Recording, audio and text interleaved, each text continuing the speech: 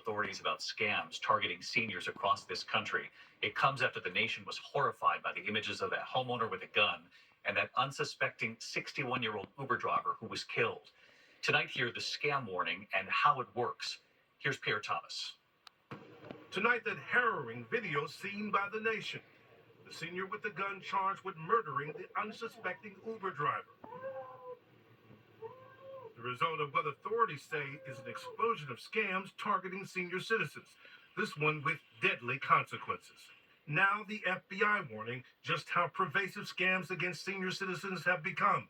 Victims losing $3.4 billion in 2023, up from $3.1 billion in 2022. And just today, the DOJ charging 16 suspects in the Dominican Republic and the U.S. with a so-called grandparent scam, stealing millions of dollars in a multinational scheme. Here's how it worked. The scammer would call the senior citizen claiming thousands of dollars were needed for a loved one who had been in a car accident involving a pregnant woman. The elderly person would panic, agreeing to pay the money. A courier would then show up at the person's home and collect the money. Well, the victim was instructed to mail the cash. They're susceptible.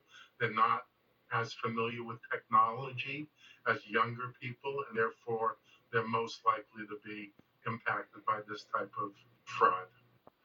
Tonight, the FBI is encouraging financial institutions to do more to protect senior citizens if they notice their accounts being drained, David. Pierre Thomas, I know you'll stay on this for us. Pierre, thank you. Tonight, a historic shift for the Justice Department, moving to reclassify marijuana as a less dangerous drug.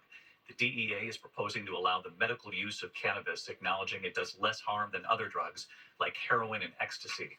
But the proposal would still not legalize it for recreational use, although many states have already done so.